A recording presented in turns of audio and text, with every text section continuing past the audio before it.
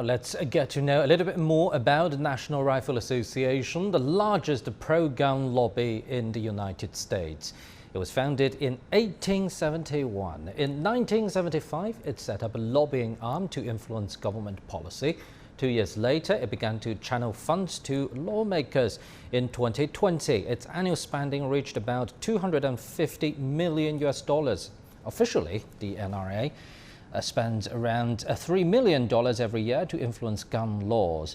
Non-governmental watchdogs say more than a dozen Republican politicians have received at least $1 million in campaign aid from the organization. The NRA says it has 4.9 million members. Last year, many of them will vote based on the issue of gun rights. Its members include some high-profile politicians in the U.S., including late former President George H.W. Bush. Now, for more insight, let's talk to Mr. Douglas Sloan in Washington, D.C. Thank you very much for joining us. So, as we just mentioned, Republican politicians have received at least $1 million in campaign aid. That's from non-governmental watchdogs in the U.S. But talking about lobbying, do you think this is simply focusing on one side of the aisle, or do you think this is kind of the cross-aisle practice? In terms of the NRA lobbying, most of their money is spent on Republican lawmakers who are staunchly against any type of gun control measures whatsoever. Just in the past 2 years, in 2019, the NRA spent $3.2 million just lobbying Republican senators. And 2019 was not an election year. They spent another $2.2 million on Republican senators in 2020. So in the past 2 years, leading up to the election year of 2020, they spent a total of $5.4 some odd million just on U.S. Republican senators. There are only 50 Republican senators in Congress at this point, in the Senate at this point.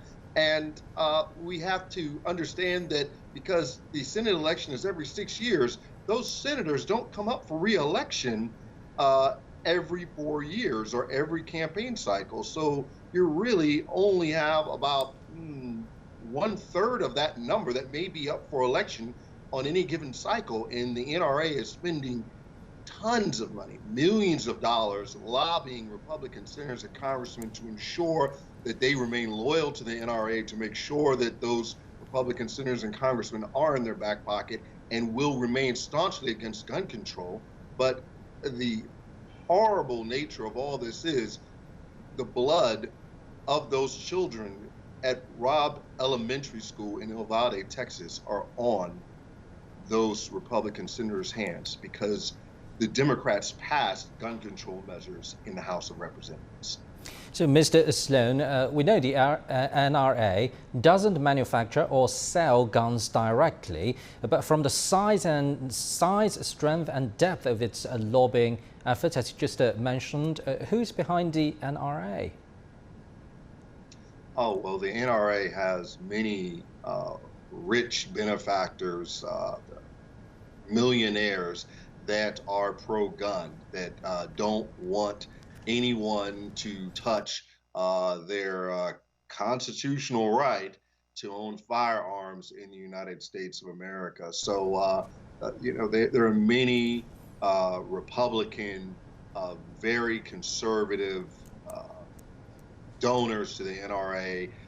Many of the members of the NRA donate heavy sums to that organization. They pay dues, they donate money, and they are not at a loss for revenue. Let's just say that. And it's really unfortunate because they really are the oil that keeps that engine running. So how would you respond to the NRA lobbyists' argument saying that more guns make the United States safer? That's crazy. I'm often brought back to the analogy of the one child on a playground picks up a rock and throws it at another child, that you should give all the kids rocks so then they all will be much safer because they possess those rocks. And I guess that threat of mutually assured destruction would keep people safe. And it's just not the case. Time and time again, not just studies, but examples have shown that when you remove guns from a given situation, that your society can and will become safer. I can give you a perfect example. In 1996, in gun blame Scotland, there was a massacre at an elementary school, and the United Kingdom government acted very quickly. They sought to ban weapons. They took guns away from almost everybody. And as a result, there have been no school shootings in the United Kingdom since 1996. The same thing happened in Port Arthur, Australia. Same time, 1996. Mass shooting spree in the state of Tasmania. I think some 35 people or so were killed. What did Australia do? They immediately went to ban those semi-assault weapons and put heavy restrictions on guns. And what happened?